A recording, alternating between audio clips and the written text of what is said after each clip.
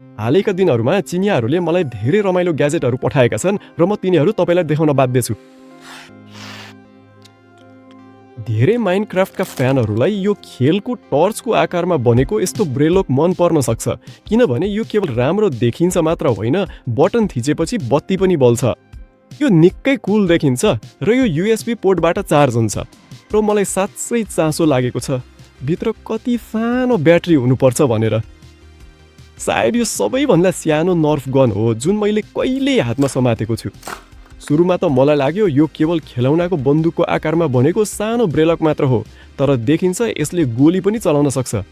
यसलाई परीक्षण गर्नको लागि विशेष प्वालहरूबाट रिजर्भायरमा अलिकति पानी हाल्नुपर्छ र गोली चलाउन विशेष ह्यान्डल चलाउनुपर्छ। र केवल हेर त कति शक्तिशाली धार निस्कन्छ यहाँ। यसले सजिलैसँग बिरालोलाई लडाइदिन्छ र सिधै भित्तासम्म पुग्छ। कुकीलाई म उसमा पानी छर्किँदा निकै मन पर्छ। पछि उसले त्यो पानी चाट्छ र आधा घन्टा सफा हुन्छ। यदि म स्कुल जान्थेँ भने म यस्तै पानीको पेस्तो लिएर जान्थेँ र मेरा सहपाठीहरूलाई भिजाउने गर्थेँ। र यो यस अङ्कमा भएका उत्कृष्ट खरिदहरूमध्ये एक हो, अनि चाँडै नै तपाईँले किन बुझ्नुहुनेछ। यो Xiaomi ब्रान्डको शक्तिशाली टर्बो हेयर ड्रायर हो। यो धेरै राम्रो र आधुनिक देखिन्छ, विशेष गरी यो हरियो रङमा। यसको अनौठो विशेषता भनेको अल्ट्रा कम्प्याक्ट इन्जिन तपाईँले समात्ने ह्यान्डलमा सिधै अवस्थित हुनु हो। धुलो भित्र पस्नबाट रोक्नको लागि मुनि धातुको फिल्टर भएको हेयर ड्रायर। यसलाई खोलेर परीक्षण गर्ने प्रयास गरौँ। हामी पहिलो गति खोल्छौँ र हावाको प्रभाव पहिले नै धेरैजसो परम्परागत हेयर ड्रायरहरूभन्दा बलियो छ। दोस्रो गति खोल्दा बिरालो र बाकस सिधै टेबलबाट उडेर जान्छन्। हावाको शक्तिलाई अझ स्पष्ट रूपमा हेर्न चाहनुहुन्छ भने यसलाई छालामा सोझै लगाउनुहोस्।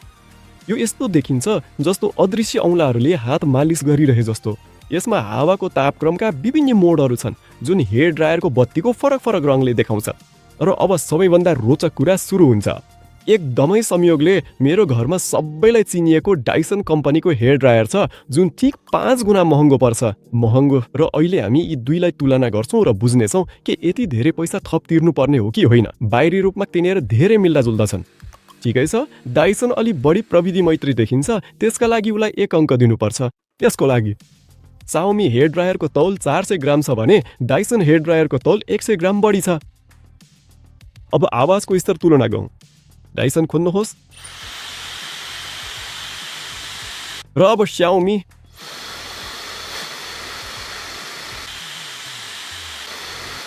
दोस्रो अलि ठुलो छ, तर अनियमित क्लासिक हेयर ड्रायरको तुलनामा दुवै कम्प्याक्ट हेयर ड्रायरहरू धेरै शान्त छन्। अब सबैभन्दा महत्त्वपूर्ण परीक्षण भनेको हावा प्रवाहको शक्ति र गति हो। परीक्षणका लागि मैले टेबलमा रङको डिब्बा र रुलर राखेँ। म हेयर ड्रायरलाई नजिकै ल्याएर चलाउनेछु र हेयर ड्रायरले डिब्बालाई कति टाढा धकेल्न सक्छ भन्ने दूरी नाप्नेछु।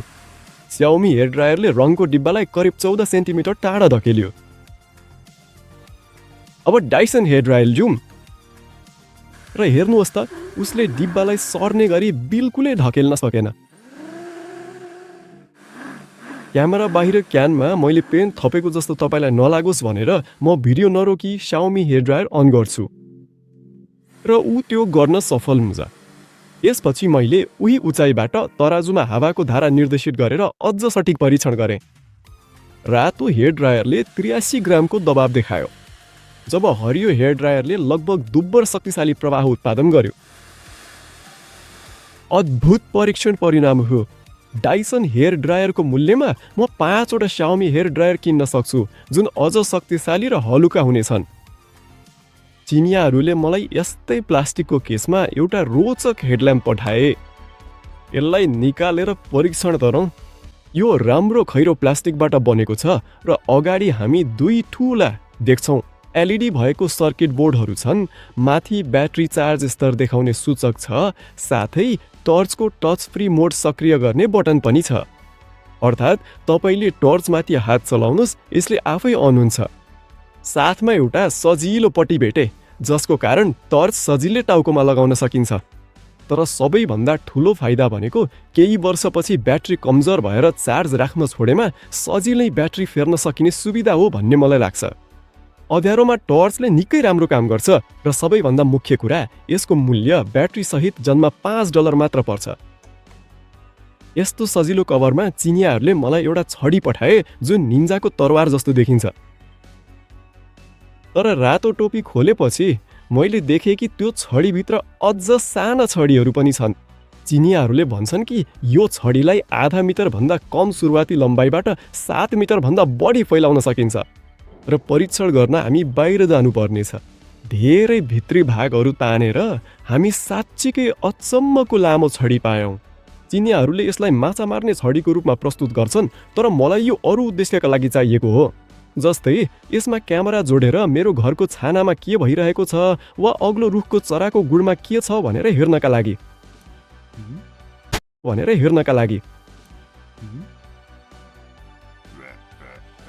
यो मैले देखेका सबैभन्दा अनौठा टर्चमध्ये एक हो, किनभने यसको भित्र ब्याट्री राख्ने ठाउँ छैन, तर 2वटा यस्ता सम्पर्कहरू छन् जसमा साधारण 9 भोल्टको ब्याट्री जडान गर्न सकिन्छ, जुन टर्चको भाग बन्छ।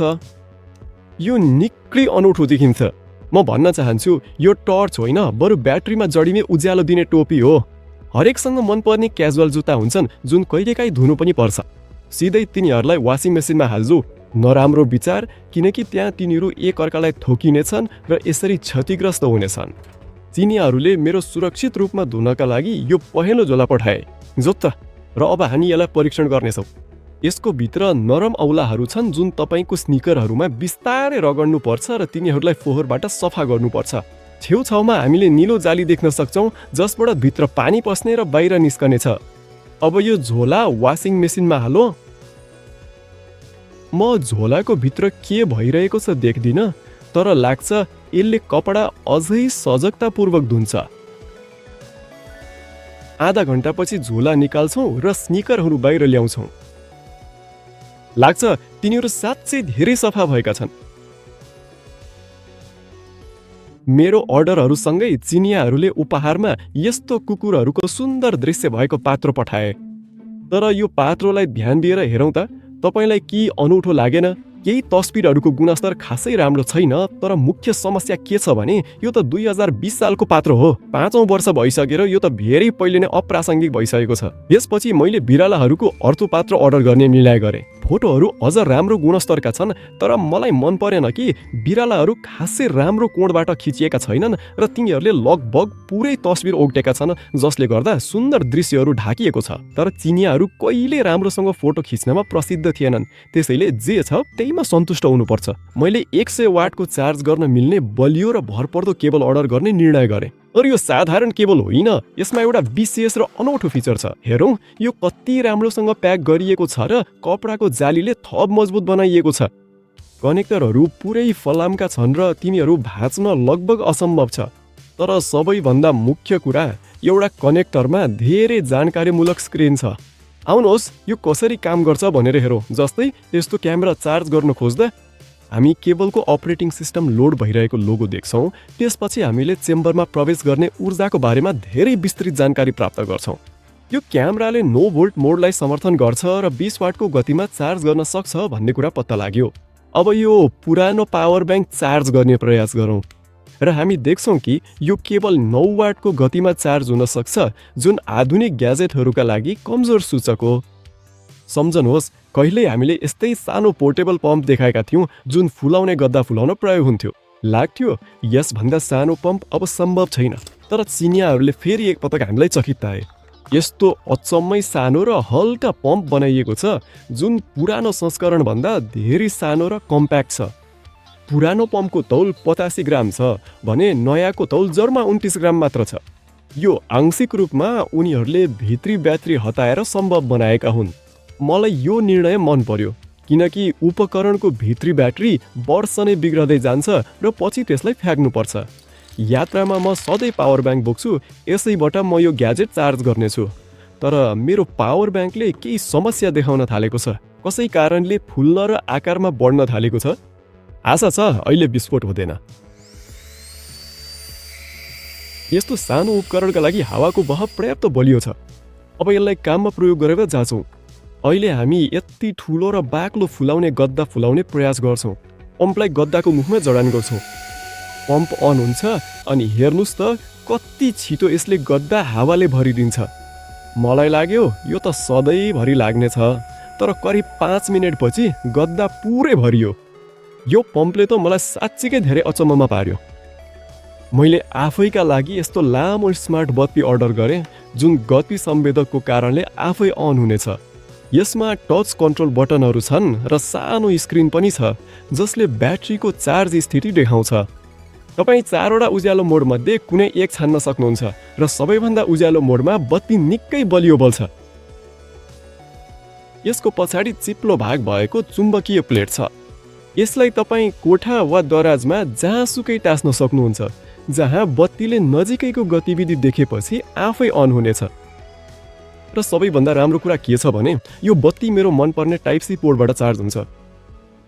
म निकै अचम्बित भएँ जब मैले देखेँ कि चिनियाहरूले मलाई व्यक्तिगत प्याकिङमा केही अन्डाहरू पठाएका छन्। मैले त पहिले नै तावा तताउने सोचिसकेको थिएँ, तर प्याकेट खोल्दा थाहा पाएँ कि यी साधारण अन्डा होइनन्।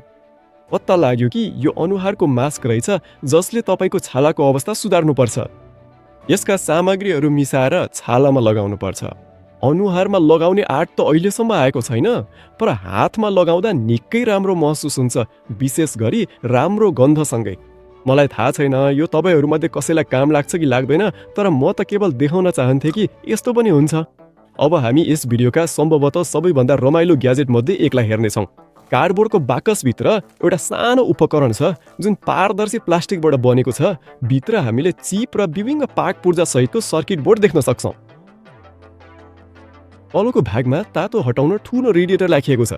प्लास्टिकको झोलामा मैले लामो सुई फेला पारेँ जसलाई उपकरणको बीचमा घुमाएर जडान गर्नुपर्छ, त्यसपछि यसलाई पावरमा जोड्नुपर्छ। त्यसै बेला सुईको टुप्पोबाट साना गुलाबी बिजुलीका चम्काहरू निस्कन थाल्छन्। प्रत्येक पटक चम्किँदा निकै ठुलो आवाज आउँछ।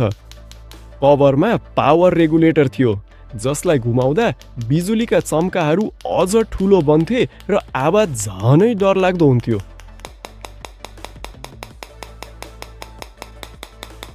दोस्रो रेगुलेटरले बिजुलीको डिस्चार्ज देखा पर्ने आवृत्तिका लागि जिम्मेवार थियो। यसलाई घुमाउँदा बिजुलीका चम्काहरू लगातार आउने जस्तो देखिन्थ्यो।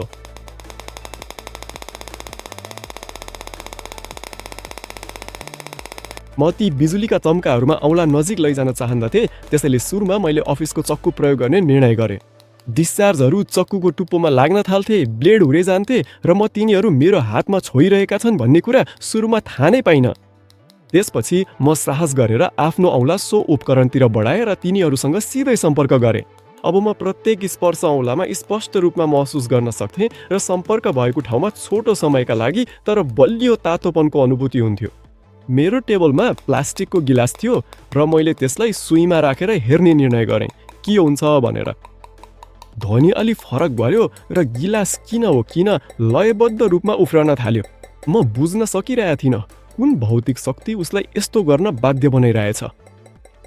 तर यदि गिलासको भित्तामा कुनै वस्तु ल्याएर राखियो भने सबै बिजुलीका चम्काहरू एकदमै शक्तिशाली धारमा केन्द्रित हुन्थे। तातो प्रभाव निकै बलियो महसुस हुन्थ्यो। पछि मैले गिलास नउफ्रियोस् भनेर सानो फुलदानीले थिचेँ अनि रेगुलेटर घुमाउने निर्णय गरेँ, फ्रिक्वेन्सीहरू अधिक पढ्न।